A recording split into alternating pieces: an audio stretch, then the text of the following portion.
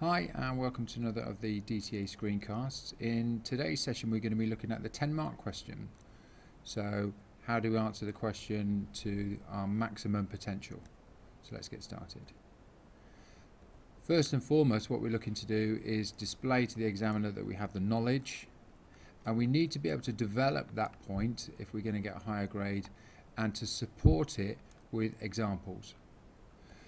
These are the marks that you'll actually receive when your papers are scored. You'll have K, Dev and EG, and these are the sections that we're trying to avoid, is where you've made a point but it's considered to be irrelevant to the actual answer. We get any kind of repetition. Seen just means that the examiner has read that section but has not considered it to be either irrelevant, so it may be relevant but not actually scoring marks. And then the last one, and I think probably the most important, is TV, which is too vague, not giving a specific example. So let's look at how we can try and achieve high marks with this question. So the first thing that we need to be able to do is identify the command word, the subject, and the subject qualifier. So the command word here is evaluate critically. That's what it's actually asking us to do. So the subject, in other words what it wants us to talk about, or the general area, is the skeletal system. But also it's actually asking us to talk specifically about young people. And then the subject qualifier, the really particular issue that it wants you to elaborate on, is the main part of the question. So for that, the subject qualifier is the impact of sports and repetitive actions. You must talk about this. If you don't talk about these, but you just talked about the skeletal system, it would have no points scored. So it's vital that you make sure that you do exactly what it asks. Okay, so let's move on. So here we have our question: critically evaluate the effects of an impact sport and repetitive actions on the skeletal system.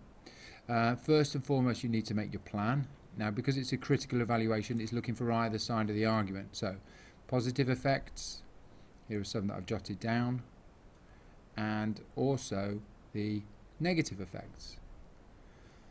So you would pick each one of these and then elaborate on those points using knowledge, development, and some kind of example. So this is an example of a student's work, and this is their introductory sentence to that last question. So as you can see there, they summarize what they're actually going to talk about, and we'll see what the examiner said. Okay, so they've said seen. So it is relevant, but it's not actually going to score any points for it. And so they just say, yeah, okay, I've seen that, thanks very much. Now let's move on to the next section. What points are you going to make?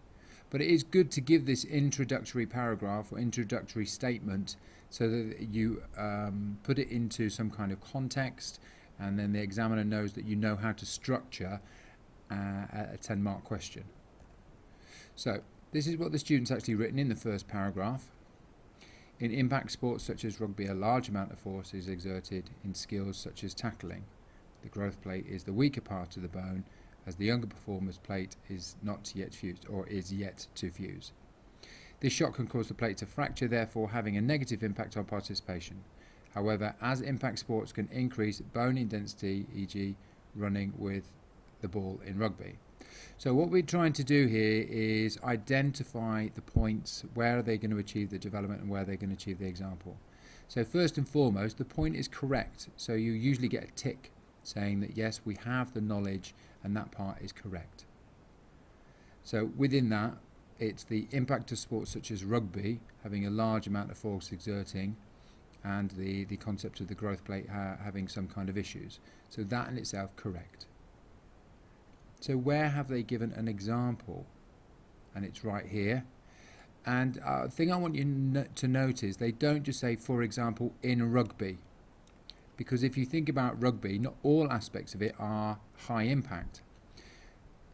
If you take a conversion, or if you pass in rugby, neither of those will have a high impact, However, what she does very well is give this, such as tackling, as the example. Therefore, the examiner's happy and they've written down example. So what about development? Where have they developed the answer? And it's here. The growth plate is the weaker part of the bone, as the younger performer's plate is not yet fused or yet to fuse. Here they're expanding on the point. The point that they've made is, in impact sports such as rugby, a large amount of force is exerted, and then the development is the growth plate is the weaker aspect of the bone. This shock can cause a fracture, therefore having a negative impact on participation. This again could also be seen as a smaller element of development. Now, is there anywhere else within this small paragraph that you can see development?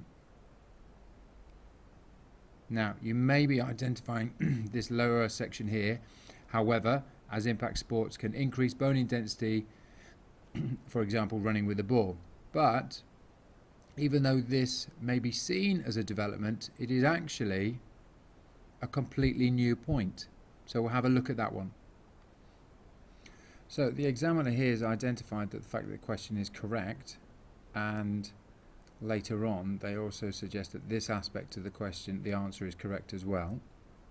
They do give an example, this running with the ball in rugby, so a nice specific example, but the technical vocabulary and the development aspect aren't really there.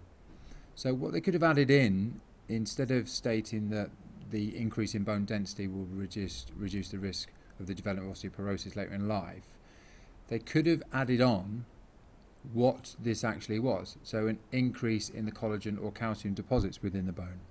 This is what strengthens the bone.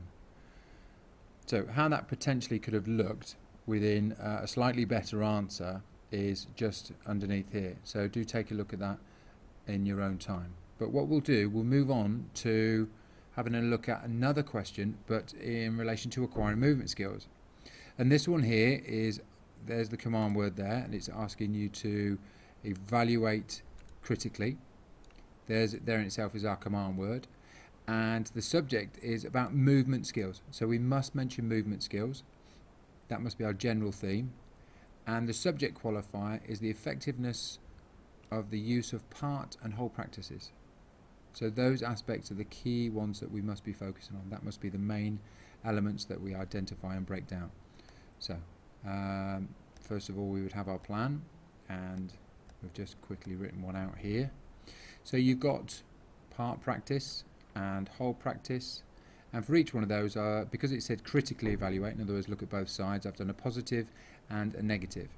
The other thing I've also done here, just for you very quickly, is give you an example of one of the issues around part practice. So it's good for complex and it's good for dangerous skills. So let's look at an answer. So part learning involves splitting the skill into subroutines and learning each subroutine separately before performing it as a whole. Good, nice opening statement, so we say that that's definitely correct. And this is effective for complex skills, for example, a tennis serve. Clear evidence there of an example. So the developments, the large number of subroutines may be confusing for a cognitive learner. Excellent development there. And we could also say, as the examiner actually did, they said that the identification of this part here, complex skill, is another development as well. Okay, so hopefully that will give you some guidance on the 10 markers and what the examiner's actually looking for. Thanks very much.